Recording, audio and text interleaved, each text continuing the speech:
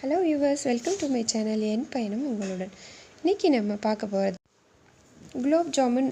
நான் எப்படி செய்வேன் அப்படிங்கிறது தான். இதுக்கு ஃபஸ்ட்டு சுகர் சிரப் ரெடி பண்ண போகிறோம். 2 கப்பு சர்க்கரை, 2 கப்பு தண்ணி எடுத்திருக்கேன். நான் 2 பேக்கெட் போடுறேன், அதனால் இந்த சுகர் மெஷர்மெண்ட் எடுத்திருக்கேன். 1/4 கிலோ சர்க்கரை எடுத்து இந்த மாதிரி கரைச்சி நம்ம எந்த பாத்திரத்தில் காய்ச்சணுமோ அந்த பாத்திரத்துக்கு மாற்றிக்கலாம். 2 பேக்கெட் குலாப் ஜாமுன் மிக்ஸ் எடுத்திருக்கேன். பின்னாடி இருக்க அந்த இன்ஸ்ட்ரக்ஷன் படித்து கூட நீங்கள் ஃபாலோ பண்ணலாம். ஆனால் நான் என்ன பண்ணுவேன் அப்படின்னு பார்த்தீங்கன்னா, இந்த 2 பேக் அது கூடவே கொஞ்சம் ட்ரை ஃப்ரூட்ஸு, பிஸ்தா, ரைசின் அதெல்லாம் வச்சு ஸ்டஃப் பண்ணி தான் நான் செய்வேன். கொஞ்சம் நல்லாயிருக்கும், வித்தியாசமாக இருக்கும். அது கூட கொஞ்சம் பால் எடுத்துக்கணும். இப்போ சக்கரை பாகுக்கு நல்லா தண்ணி விட்டு அதில் 1 ஸ்பூன் பால் விட்டோம்னா அந்த அழுக்கு மேலே வந்துடும். அதை அப்படியே எடுத்து போட்டுட்டு நம்ம தேவைப்பட்ட அளவுக்கு ஏலக்காய் பொடி போட்டாச்சு. அடுத்து இந்த மாவு பெரட்டி வச்சுக்கலாம். நல்லா அந்த பாக்கெட் ஓப்பன் பண்ணி போட்டு அதில் கொஞ்சம் கூட கட்டி இல்லாமல் கொஞ்சம் கொஞ்சமாக நம்ம கையில் எடுத்து உடச்சி விட்டுக்கணும். கட்டி இல்லாமல் உடச்சி விட்டு பண்ணும்போது நிறைய கிராக்ஸ் இல்லாமல் மாவு ட்ரை ஆகாமல் இருக்கும். பாருங்கள், இந்த மாதிரி நம்ம அப்படியே கையில் வச்சு வச்சு உடச்சி விட்டுக்கணும். அப்போ தான் குலாப் ஜாமுன் ஸ்மூத்தாகவும் இருக்கும். இது ரொம்ப முக்கியமான ஒரு ப்ராசஸ். உடச்சி அப்படியே விட்டுக்கணும். அடுத்து அப்படியே உடச்சி விட்டதும் ஒவ்வொரு ஸ்பூன் அளவுக்கு பால் ஒவ்வொரு ஸ்பூனாக ஆட் பண்ணிகிட்டே இருக்கணும். சப்பாத்தி மாவை விட கொஞ்சம் லூஸாக இருக்கணும் மாவு. அந்த அளவுக்கு நம்ம ஒவ்வொரு ஸ்பூனாக விட்டு விட்டு அப்படியே பரட்டி விட்டு விட்டு கலந்து விட்டுட்டே இருக்கணும்.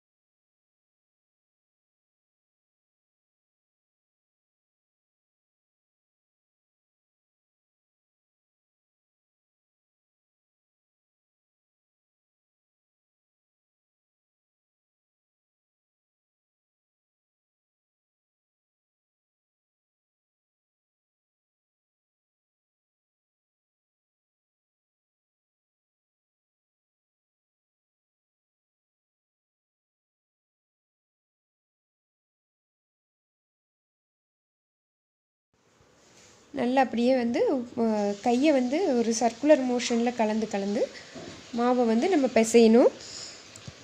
டைட்டாக விட்டு பிசைஞ்சிடக்கூடாது. பிசைஞ்சோம்னா நம்மளோட குலாப் ஜாமுன் ரொம்ப ஹார்டாக இருக்கும். இல்லைன்னா அது சீக்கிரம் விரிசல் விட்ட மாதிரி வந்துடும். சாஃப்டாக அப்படியே ஜென்டிலாக பிசையணும். அப்படியே உருட்டி உருட்டி உருட்டி உருட்டி அந்த தட்டிலையே எடுத்தோம்னா நம்ம கையில் இருக்க மாவு, தட்டில் ஒட்டி இருக்க மாவு எல்லாமே வந்துடும். வந்ததும் அப்படியே ஸ்மூத்தாக நம்ம அந்த மாவை உருட்டி எடுத்துக்கணும்.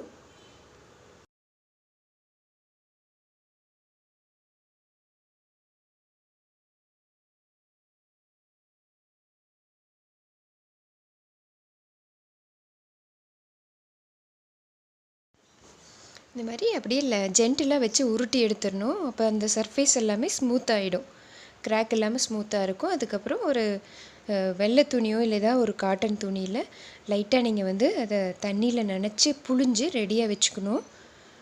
கொஞ்சம் கிராக் இருந்தனால திரும்ப திரும்ப நான் கொஞ்சம் உருட்டிகிட்டே இருக்கேன். நல்லா ப்ரெஸ் பண்ணாமல் ஜென்டிலாக தான் உருட்டிகிட்ருக்கேன்.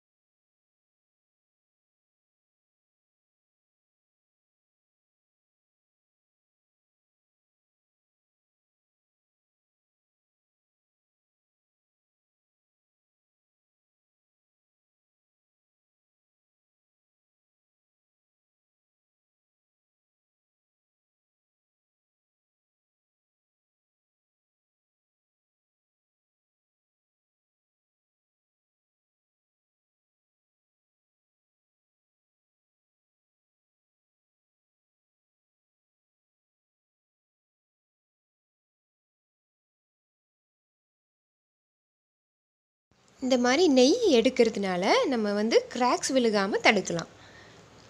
நெய்யும் இதுவும் அதே மாதிரி தான். நம்ம ஜென்டிலாக வந்து நம்ம உள்ளங்கையில் வச்சு அப்படியே உருட்டணும். ரொம்ப நம்ம ப்ரெஷர் கொடுக்காமல் உருட்டணும். இந்த நெய்யை எடுத்து நம்ம உருட்டுறது ரொம்பவே நம்மளுக்கு ரிசல்ட் கொடுக்கும். பாருங்கள், சில்கியான அந்த சர்ஃபேஸ் இருக்குது. இதே மாதிரி ஒவ்வொரு உருண்டையும் நம்ம உருட்டி எடுத்துக்கலாம். இப்படி உருட்ட நம்ம வைக்கிற அந்த உருண்டைகளை வந்து திரும்ப அடுத்த இதுக்கும் நம்ம நெய் அப்ளை பண்ண வேண்டியதில்லை. ஒரு 3 உருண்டைக்கு ஒரு தடவை நம்ம நெய் அப்ளை பண்ணிக்கலாம். இல்லைன்னா ஒரு ட்ராப் எடுத்து மேலே வந்து அப்படி. இங்கே நான் 2 பேக்கெட்டுக்கு ஒரு 3 ஸ்பூன் அளவுக்கு நெய் எடுத்தேன். நீங்கள் வந்து ஒரு ஸ்பூன் எடுத்துக்கலாம். ஒரு 3 உருண்டைக்கு அளவாக நீங்கள் எடுத்து யூஸ் பண்ணிக்கலாம். பிகினர்ஸ்க்கு ரொம்ப யூஸ்ஃபுல்லான ஒரு டிப்புங்க.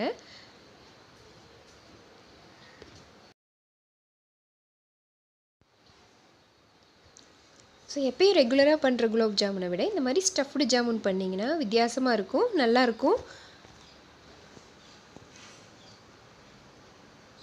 அப்படியே ஜென்டிலாக வச்சு நம்ம உருட்டிக்கலாம். அழகாக பால் வந்து ரெடி ஆகிடும். இந்த மாதிரி நம்ம உருட்டுற பாலெல்லாம் என்ன பண்ணணும் அப்படின்னு பார்த்தீங்கன்னா, திரும்ப அந்த வெட் கிளாத்தில் நம்ம மாவு கவர் பண்ணியிருக்க கிளாத்துலேயே அப்படியே கொஞ்சம் கொஞ்சமாக கவர் பண்ணிட்டு வரணும். இல்லைன்னா அது ட்ரை ஆகிடும். அதனால் கூட நமக்கு கிராக்ஸ் வந்து விழுகலாம். அந்த சர்ஃபேஸ் வந்து காஞ்சி போன மாதிரி அப்பியர் ஆகலாம். ஸோ இது வந்து மறக்கவே கூடாது. நம்ம ஒவ்வொரு பால்ஸ் பண்ண அந்த கவர்டு துணிக்குள்ளே போட்டுக்கணும். நம்ம மாவையும் அப்படியே கொஞ்சம் கொஞ்சமாக கவர் பண்ணி வெட்டுக்கணும். இதே மாதிரி நம்ம பால்ஸ் எல்லாம் உருட்டி எடுத்துட்டு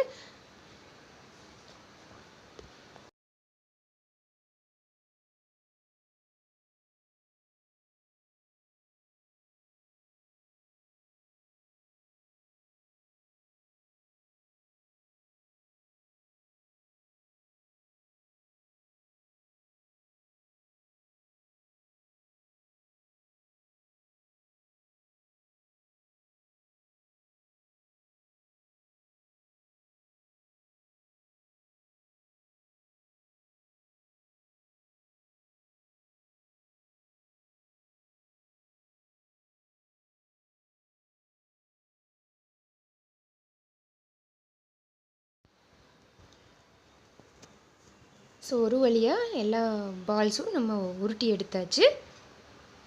உருட்டி எடுத்ததும் அப்படியே இந்த துணியிலே வச்சு கவர் பண்ணி நம்ம ஃப்ரை பண்ணுற இடத்துல கொண்டு போய் வச்சுக்கலாம். நல்லா அப்படியே கவர் பண்ணிக்கணும். நம்ம எண்ணெயில் ஒவ்வொன்றா பொரிக்கிற வரைக்கும் இதை வந்து அப்படியே கவர் பண்ணி வச்சுக்கணும். மேக்ஸிமம் நம்ம ஒரு 5 எடுத்து போட்டு பொரிப்போம் இல்லைங்களா? எண்ணெய் எவ்வளோ இருக்கோ அந்த அளவுக்கு எடுத்து. இப்போ வந்து சுகர் சிரப் வந்து ரெடி ஆகிடுச்சு.